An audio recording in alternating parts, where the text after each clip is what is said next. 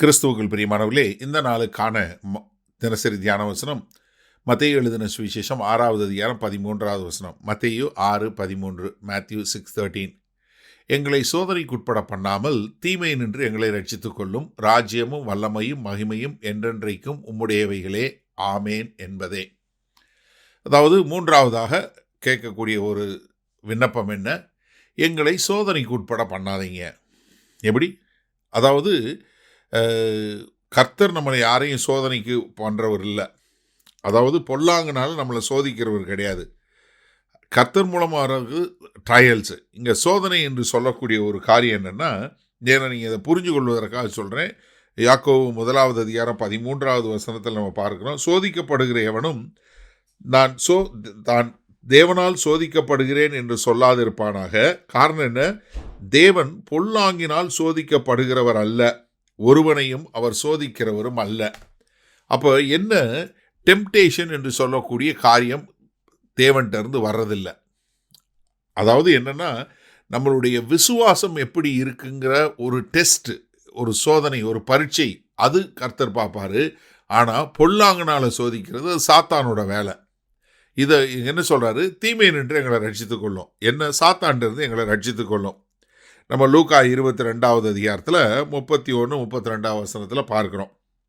பின்னும் கர்த்தர், சீமோனே சீமோனே, இதோ கோதுமை சுலகினால் புடைக்கிறது போல சாத்தான் உங்களை புடைக்கிறதற்கு உத்தரவு கேட்டுக்கொண்டான். நானோ உன் விசுவாசம் ஒளிந்து போகாதபடி உனக்காக வேண்டிக் கொண்டேன். நீ குணப்பட்ட பின்பு உன் சகோதரரை ஸ்திரப்படுத்து. இப்போ ஆண்டவர் சொல்கிறாரு என்ன? பேதுரு சொல்கிறாரு, ஆண்டவரே, யார் உங்களை மறுதளிச்சாலும், தன்னுடைய கூட இருக்கிற சீஷர்கள் 11 பேரை காட்டி, இவங்களில் யார் மறுதளித்தாலும் நான் உங்களை மறுதளிக்க மாட்டேன் அப்படிங்கிற ஒரு பெரிய ஒரு தன் மேலே உள்ள ஒரு நம்பிக்கையில் சொல்லும்போது ஆண்டவர் சொல்கிறாரு, இல்லைப்பா, உன்னைய சொலகளை புடைக்கிறது போல் புடைக்கிறதுக்கு சாத்தான் என்கிட்ட கேட்டால் நான் என்ன பண்ணியிருக்கேன்? அதுக்கு அனுமதி கொடுக்காம இல்லை, மாறாக என்ன சொல்லியிருக்கேன்? நான் உன் விசுவாசம் ஒளிந்து போகாதபடிக்கு ஜெபம் பண்ணியிருக்கேன், அதனால் நீயும் ஜெபம் பண்ணு என்று சொல்லக்கூடியது. அதுக்கப்புறம் கெத்செமனே பூங்கால போகிறாங்க, ஜபிக்க போகிறாங்க. அப்போ என்ன சொல்கிறாரு? 40வது வசனம் பாருங்கள். அவ்விடத்தில் சேர்ந்த பொழுது அவர் அவர்களை நோக்கி, நீங்கள் சோதனைக்குட்படாதபடிக்கு ஜெபம் பண்ணுங்கள் என்று சொல்லி அவர்களை விட்டு கல்லறி தூரம் போய் முழங்கால் படியிட்டு ஜெபம் பண்ணுறாரு. சரியா? அதுக்கப்புறம் அவங்ககிட்ட வந்து கேட்கும்போது அவங்க பார்த்தா மறுபடியும் அவங்க தூங்கிக்கிட்டு இருக்கதை பார்க்குறோம். 45வது வசனத்தில் பார்க்குறோம், அவர் ஜெபம் பண்ணி முடித்து எழுந்திருந்து தம்முடைய சீஷரிடத்தில் வந்து அவர்கள் தூக்க கலத்தினால் நித்திரை பண்ணுகிறதை கண்டு, நீங்கள் நித்திரை பண்ணுகிறது என்ன? சோதனைக்குட்படாதபடிக்கு எழுந்திருந்து ஜெபம் பண்ணுங்கள் என்றார். இப்படி சொல்லிட்டு மறுபடியும் அவர் போய் மறுபடியும் கீழே விழுந்து முழங்கால் படிட்டு அவர் ஜெபிக்கக்கூடிய ஒரு காரியத்தை பார்க்குறோம். ஆனால் அவர்களோ என்ன பண்ணுறாங்க? மறுபடியும் தூங்கக்கூடிய ஒரு காரியம். அப்போ என்ன? சோதனை வராதபடிக்கு, நம்ம அப்படிப்பட்ட ஒரு தீமையில் போகாதபடிக்கு தேவனை நோக்கி எப்பொழுதும் ஜெபிக்கக்கூடிய மக்களாய் இருக்க கற்றுக்கொள்வான். சரி, இந்த நாளில் இந்த வசனத்தை எப்படி எடுத்துக்கொள்வது?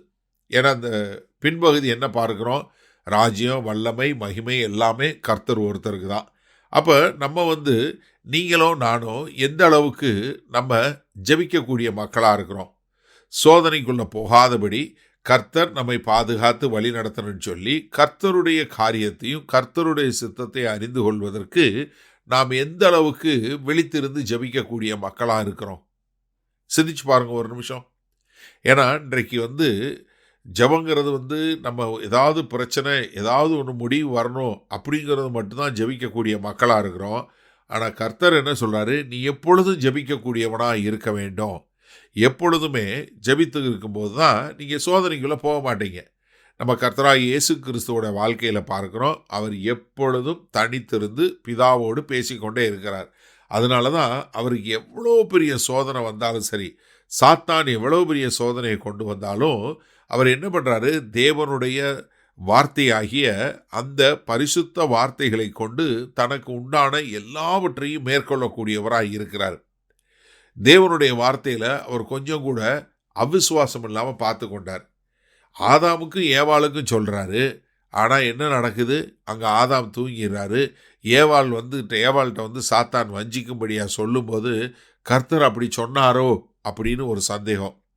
இங்கே நம்ம பார்த்தோம், கெத்செமனே பூங்கால மறுபடியும் தூங்க வேண்டிய நேரத்தில், முழிச்சிரிஞ்சு ஜெபம் பண்ண வேண்டிய நேரத்தில் அவங்க தூங்கி கொண்டு இருக்கிறத பார்க்குறோம்.